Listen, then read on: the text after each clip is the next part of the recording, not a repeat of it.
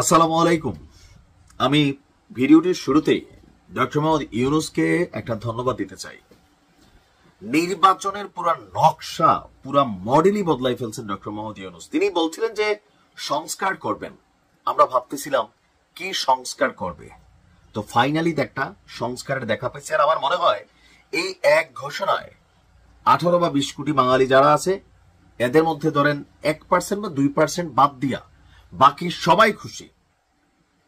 শুধুমাত্র এমপি প্রার্থী যারা তারা ছাড়া কর্মীরাও খুশি হবে, কারণ এগুলার ঝামেলা কর্মীরার দিকে আসে। একটা নির্বাচন যখন আসে সারা বাংলাদেশে স্বাধীনতা পরবর্তী সময়ে 53 বছর বা 54 বছর যাবত আমরা দেখছি যে নির্বাচন মানে হচ্ছে পোস্টার, অলিতে গলিতে পোস্টার, চিপা চাপায় পোস্টার, চা দোকানে পোস্টার, গাড়ির মধ্যে পোস্টার, ডিজিটাল পোস্টার।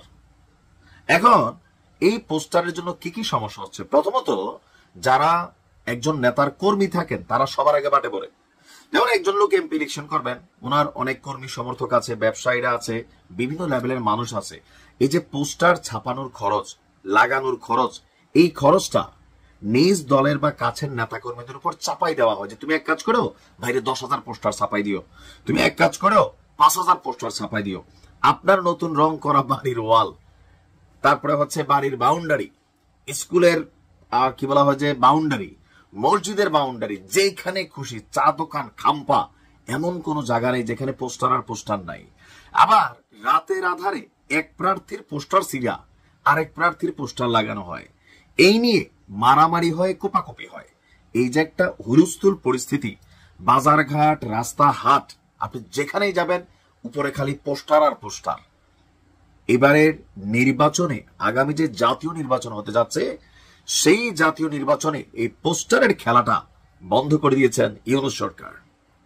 দর্শক, নির্বাচনী প্রচারণায় পোস্টারের ব্যবহার থাকছে না, পাশাপাশি দলীয় অঙ্গীকারনামা, এক প্ল্যাটফর্মে সব প্রার্থীর ইশতেহার ঘোষণা, সোশ্যাল মিডিয়ায় কড়াকড়ি এবং আচরণবিধি লঙ্ঘনের জরিমানা 3 গুণ বাড়িয়ে 1.5 লাখ টাকার বিধান করা হয়েছে। মানে সোশ্যাল মিডিয়া তো আপনি যদি উল্টাপাল্টা কাউকে নিয়ে কোনো ভুয়া পোস্ট করেন, কোন প্রার্থীকে নিয়ে অপপ্রচার চালান, অথবা মিডিয়াতেও যদি পোস্টার টোস্টার শেয়ার করেন কিনা আমি জানি না, এই জায়গাটা আসছে কিনা, তবে ফিজিক্যালি বা আমরা যে দৃশ্যত যে পোস্টারগুলো দেখি সেগুলোর ব্যাপারে খুব কড়া নির্দেশনা আছে। এছাড়া নির্বাচনের প্রচার প্রচারণা এবং করণীয় নানা বিষয়েও পরিবর্তন এনে রাজনৈতিক দল এবং প্রার্থীদের জন্য সংশোধিত আচরণবিধির খসড়া একটা অনুমোদন করেছে নির্বাচন কমিশন।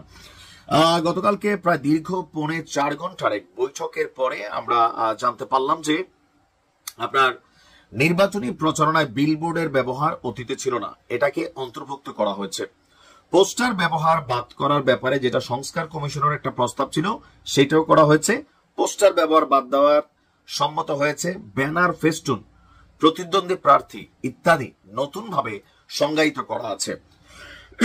এখন আমার মনে হয় যে এখানে আরো কিছু আছে, যেমন সার্কিট হাউস, ডাক বাংলা, রেস্ট হাউস, এটার উপরেও বিধিনিষেধ আসছে। ফলে এখন এসব সুযোগ সুবিধা প্রার্থীরা অবাধে গ্রহণ করতে পারবে না।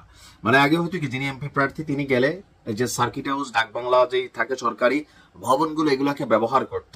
তো সবকিছু মিলিয়ে আমার কাছে মনে হচ্ছে এটা ইতিবাচক সংস্কার। এটাতে সারা বাংলাদেশের মানুষ খুশি। শুধুমাত্র যারা এমপি প্রার্থী হবেন তারা হয়তো অনেকটা নাখুশ হবেন যে নির্বাচন আসছে, মাঠে পোস্টার নাই, হয়তো মাইকিংটা থাকবে, ওইটার ব্যাপারেও কি রুলস রেগুলেশন আছে আমরা জানি না, হয়তো আরো আসবে। বাট এই সংস্কারটা খুবই সুন্দর হয়েছে, আমার কাছে মনে হচ্ছে এটা খুবই সময় উপযোগী একটা সিদ্ধান্ত। ভালো থাকুন।